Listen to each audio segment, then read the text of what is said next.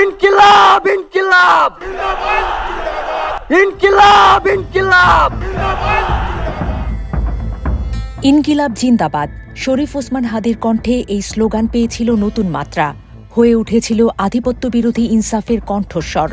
হাদির জানাজায় হাজির লাখো জনতাও সমস্বরে তুলেছেন এই স্লোগান। ফলে ইনকিলাব জিন্দাবাদও হয়ে উঠেছে আরও সার্বজনীন, সবার স্লোগান, সব মানুষের স্লোগান। তবে ইনকিলাব জিন্দাবাদ নতুন কোনো স্লোগান নয়, বরং সময়ের প্রতিকূল স্রোত ঠেলে আসা এক ইনসাফের স্লোগান, নিপীড়িত মানুষের প্রতিবাদের ধুন্ধুমার উচ্চারণ।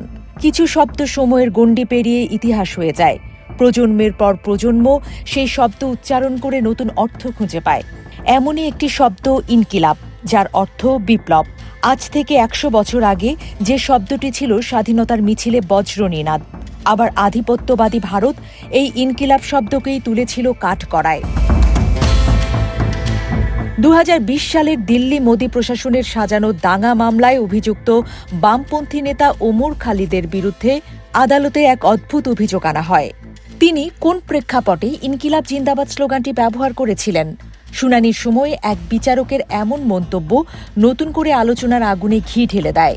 বিচারক বলেন, বিপ্লব সবসময় রক্তপাতহীন হয় না, এই অর্থ শব্দটির মধ্যেই নিহিত।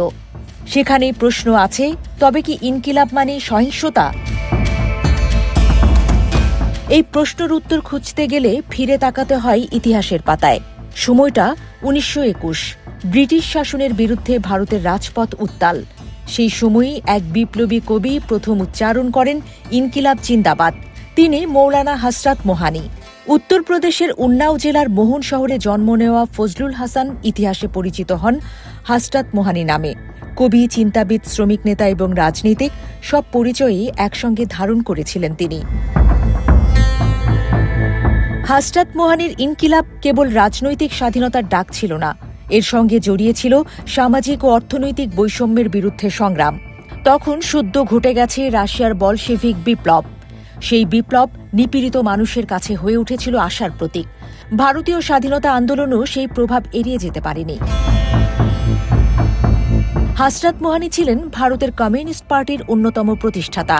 ১৯২১ সালের কংগ্রেসের আহমেদাবাদ অধিবেশনে তিনি প্রথম পূর্ণ স্বরাজ বা সম্পূর্ণ স্বাধীনতার দাবি তুলেছিলেন। তার পাশে ছিলেন স্বামী কুমারানন্দ। সভায় উপস্থিত ছিলেন রামপ্রসাদ বিসমিল ও আশফাকুল্লাহ খান। স্বাধীনতার পর হযরত মোহানি গণপরিষদের সদস্য হন এবং ড.বি.আর. আম্বেদকরের সঙ্গে সংবিধান প্রণয়ন কমিটিতেও কাজ করেন। কিন্তু ইনকিলাব জিন্দাবাদ স্লোগানটি সবচেয়ে জনপ্রিয়তা পায় ১৯২৯ সালের পর। ভগৎ সিং ও তার সংগঠন নওজোয়ান ভারত সভা এই স্লোগানকে নিজেদের রণহুঙ্কারে পরিণত করেন। ভগৎ সিংয়ের বিপ্লব মানে শুধু শাসক বদল নয়, তিনি চেয়েছিলেন সমাজ বদল, সাম্প্রদায়িকতা, শ্রেণী বৈষম্য, শোষণের অবসান।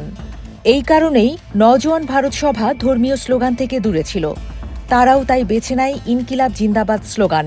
তাদের চোখে বিপ্লব ছিল একটি নতুন সামাজিক ব্যবস্থার স্বপ্ন। ১৯২৯ সালের ৮ই এপ্রিল দিল্লির কেন্দ্রীয় আইনসভায় বোমা নিক্ষেপের সময় ভগৎ সিং ও বি.কে. দত্ত উচ্চারণ করেছিলেন ইনকিলাব জিন্দাবাদ। সেই স্লোগান ব্রিটিশ শাসকদের কাঁপিয়ে দিয়েছিল।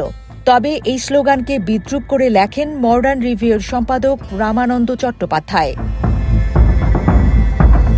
ভগৎ সিং চুপ থাকেননি। তিনি ব্যাখ্যা করেছিলেন, ইনকিলাব মানে ধ্বংস নয়, বরং চেতনার পরিবর্তন।